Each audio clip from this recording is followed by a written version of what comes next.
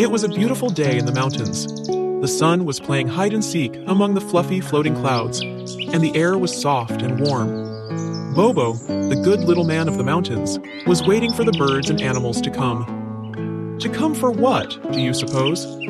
To come for food, because at the door of his mountain cave, Bobo had many good things for them to eat.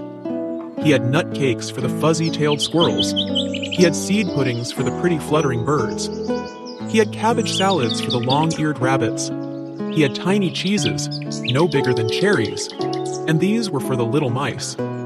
Now, on this beautiful sunny day, there came a funny thing that Bobo had never seen before.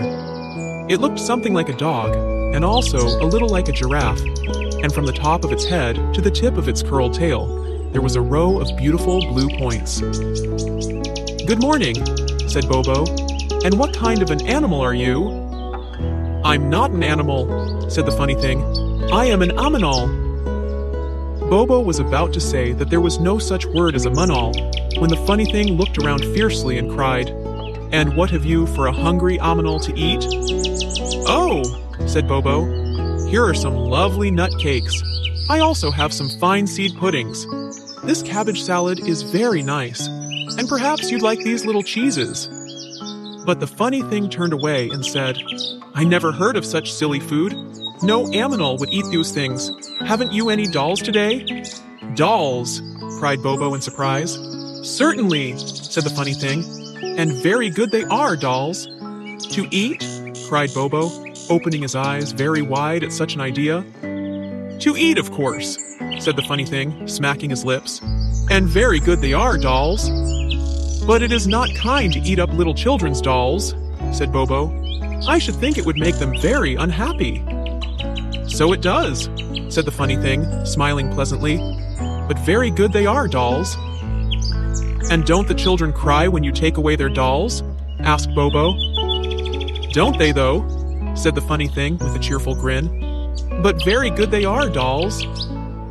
Tears rolled down Bobo's face as he thought of the funny thing going around eating up dear little children's dolls.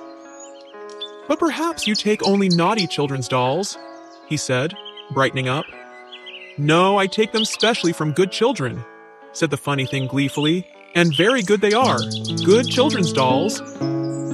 "Oh, what shall I do?" thought Bobo, as he walked back and forth, back and forth. He was trying to think of a plan to make this naughty aminal forget to eat dolls. At last, he had an idea. So he said to the funny thing, "What a lovely tail you have." The funny thing smiled and wriggled his tail with a pleased motion. "And those pretty black eyebrows," Bobo continued. The funny thing looked down modestly and smiled even more. "But most wonderful of all is that row of blue points down your back," said Bobo. The funny thing was so pleased at this that he rolled foolishly on the ground and smiled very hard. Then Bobo, who was really a wise old man, said to the funny thing, "I suppose you are so beautiful because you eat a great many jumjills?" The funny thing had never heard of them. "Jumjills?" he asked eagerly. "What is a jumjill? Is it a kind of doll?" "Oh no," said Bobo. "Jumjills are funny little cakes that make blue points more beautiful, and little tails grow into big ones." Now the funny thing was very vain, and there was nothing he would rather have had than a very long tail and bigger and more beautiful blue points. So he cried, "Oh, please, dear kind man, give me many, many jumjills." "Very well," said Bobo. "Sit down under this tree and wait for me." The funny thing was all smiles, and did as he was told, while Bobo went into his cozy little home, which was like a sort of tunnel under the mountain. First, he had to go through his little bedroom. Next, he came to his study, and finally, he reached the kitchen, where he usually made up the food for the birds and animals. Now he took a big bowl into which he put 7 nut cakes, 5 seed puddings, 2 cabbage salads, and 15 little cheeses. He mixed them with a spoon and rolled them into little round balls. These little balls were jumjills. He put them all on a plate and carried them out to the funny thing, who was still waiting under the tree. "Here are your jumjills," said Bobo, as he handed the plate to the funny thing. The funny thing ate one and said, "And very good they are, Jum Jills. Then he ate another and said, and very good they are, Jum Jills. And so on until he had eaten them all up. And very good they are, Jum Jills, he said with a smack of his lips after they were all gone. Then the funny thing went home, but the next day he came back for more Jum Jills.